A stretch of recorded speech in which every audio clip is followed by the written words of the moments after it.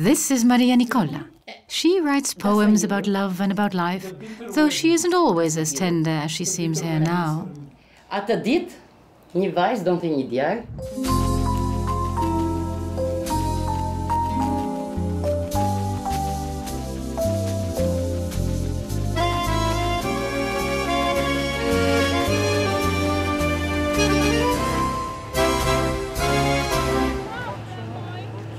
Our journey through Albania starts in Lezha, near the Adriatic coast. The city's water supply system faces serious problems. The infrastructure is in a very poor shape, with huge volumes of water lost through leaking pipes and illegal connections. Edward Romani is SECO's program officer in Albania. These next 4 years, Switzerland will invest some 10.5 million euros here in Lezha. Here, right away, we are at a very problematic area. So the distribution network is really in a very appalling situation. You have the pipes which are broken, and it is like 60 years old pipes that have been installed here, and no single investment have been made afterwards. The consequences for the inhabitants are far-reaching. Many households have running water for 2 hours only a day, mostly during the night. On top of this, the water is not safe for drinking. We've no water to wash ourselves, and I'm too old now to run up and down for water. My head hurts, my arm hurts. Look, there's just no water here. What am I supposed to do? However, Maria's situation is bound to improve. The old reservoir is being replaced and the water mains rehabilitated. The goal is to provide round-the-clock drinking water to all citizens.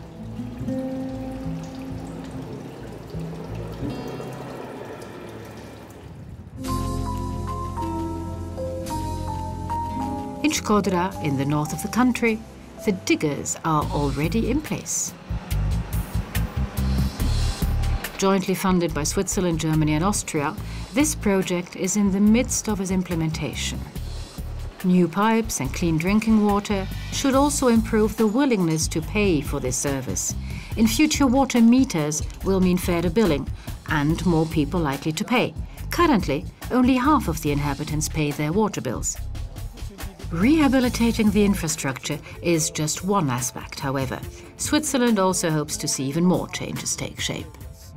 I think it's important to see that it's not just the rehabilitation of infrastructure, but it's also the establishing, the creating of services and utilities which are economically viable in the future.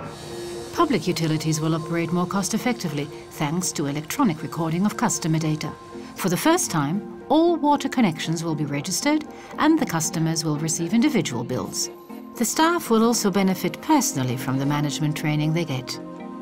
The implementation of this project is a school, let's say, because it teaches us a lot about the management, because we, regarding the project, we are making managerial meetings when we learn a lot on how to manage the different situations, how to identify the problems and how to solve them.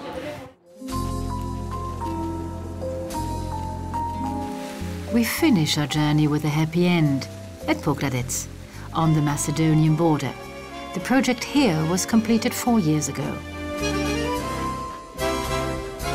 It is an Albanian dream to have 24 hours running, clean and clear water at home.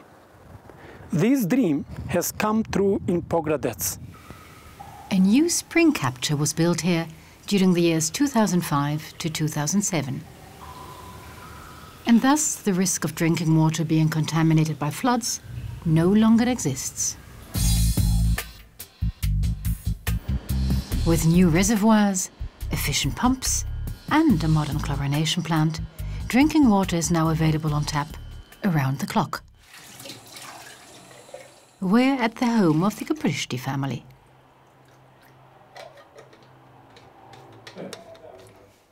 Grandmother Dashure tells us how she used to carry water up 5 flights of stairs in huge buckets. Nobody ever knew if and when there'd be enough water for a shower.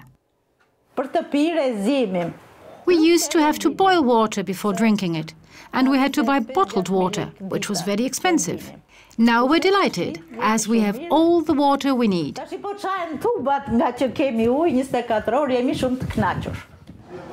To guarantee good water supply in future, water rates had to be doubled. But despite the higher prices, 90% of water bills are now paid, a sign of how much this service is appreciated. The price is quite normal. For running water around the clock, it's a pretty normal price. Pogradec has a more relaxed atmosphere than other towns. There's more work here than before, especially in fishing and in tourism. Running water is a luxury this town can now offer, attracting more and more tourists every year. Natasha Okolari runs the Hotel Royal. She tells us that in the past she could only wash and cook when there was water. So it was simply impossible to offer a good hotel service. Since we have running water, guests have been coming back. When you have water round the clock, you can work round the clock. In the kitchen, in the laundry, and you can run a business.